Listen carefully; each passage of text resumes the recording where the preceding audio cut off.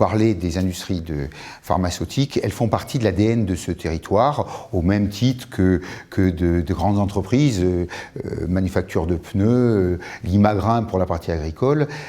Elles sont intégrées depuis plusieurs générations dans ce territoire et elles ont cette capacité aujourd'hui à accueillir des populations qui s'intègrent totalement à cette vision écologique et à cette notion que porte le monde pharmaceutique, que ça soit autour de Riom, que ça soit aux alentours d'Ambert, et je citerai également que pour certaines consommatrices d'eau, elles ont fait de gros efforts écologiques pour avoir cette gestion de l'eau et faire des investissements extrêmement importants.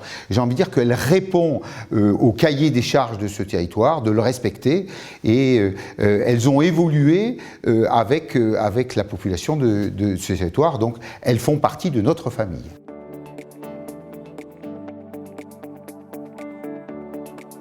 Nous sommes tous à regarder les ratios après cette crise économique. Je préfère parler de crise économique plutôt que de crise sanitaire, parce que ma mission au sein de cette chambre et des chambres, c'est de m'intéresser aux conséquences. Et les conséquences, elles sont éminemment économiques. Nous nous apercevons que beaucoup d'immobilier sur ce territoire a été vendu avec une vraie volonté de venir s'implanter ici. Nous mesurons une volonté aussi d'une nouvelle génération de trouver un territoire équilibré. Et vous avez à Clermont-Ferrand une métropole d'équilibre. J'ai envie de dire une sorte de métropole heureuse qui polarise tout son territoire. Et qui fait en sorte qu'on a envie de vivre sur ce territoire. Et donc ces éléments-là sont des éléments favorables pour les entreprises de notre territoire qui ont toutes besoin de nouveaux salariés. Une nouvelle génération qui est en attente de nouvelles demandes que nous sommes en capacité à proposer. Aussi bien le groupe Michelin, le groupe Limagrain que les grands groupes pharmaceutiques ont besoin de salariés qui ont envie de venir sur ce territoire, qui en définitive a toutes les réponses d'une nouvelle génération. Et nous avons la capacité d'accompagner toute la partie formation et la partie accueil des familles.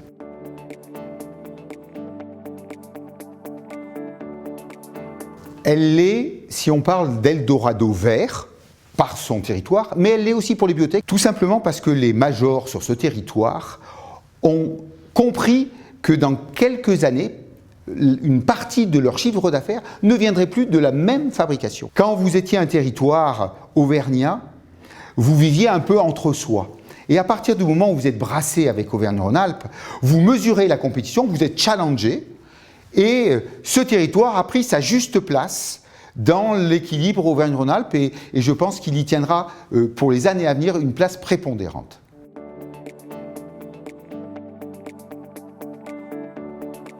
Les chambres de commerce se sont créées pour ouvrir des voies de communication. La première chambre a eu à Marseille pour ouvrir des comptoirs.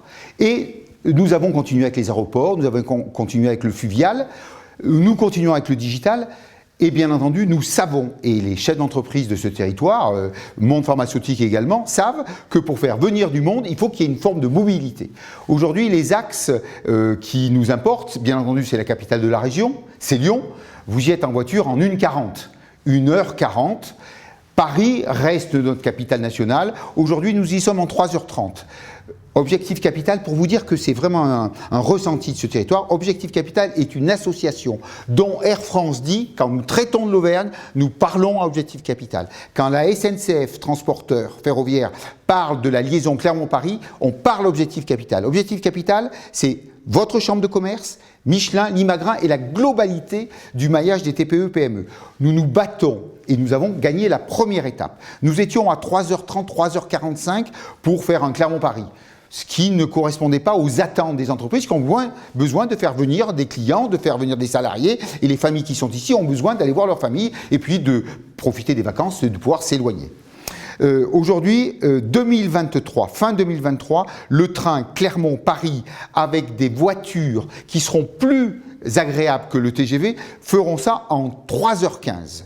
Avec de nombreux, alors bien sûr il y aura un direct, Au niveau de l'avion, nous avons une ligne qui fait Clermont-Orly pour l'aller-retour dans la journée avec 3 vols par jour qui vont bien sûr reprendre encore plus de vigueur parce que la dynamique aérienne a été un petit peu à l'arrêt. Et puis on a bien sûr pour le Clermont-Roissy, le hub qui vous permet d'aller dans le monde entier. Voilà. Donc aujourd'hui, la partie autoroutière est réglée. J'ai envie de dire le nord de la France au sud, l'est et l'ouest. Nous avions maintenant à réfléchir à cette mobilité, qui est une mobilité train et avion. Et puis nous travaillons bien sûr au niveau de la métropole avec la notion de vélo. Mais là on reste sur une métropole de 700 000 habitants, un bassin de vie de 700 000 habitants.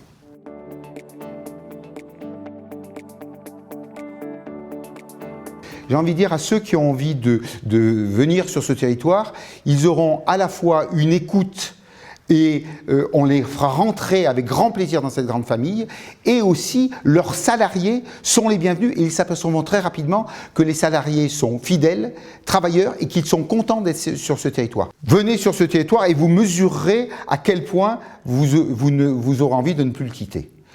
Et la dynamique d'accueil à la fois des grands groupes et à la fois du tissu des TPE, PME pour les faire venir, sera pour moi l'atout supplémentaire. Et puis bien entendu, nos chambres de commerce, la région, l'État sont là pour les accompagner sur ce qui est investissement, sur ce qui est pour régler la partie logistique.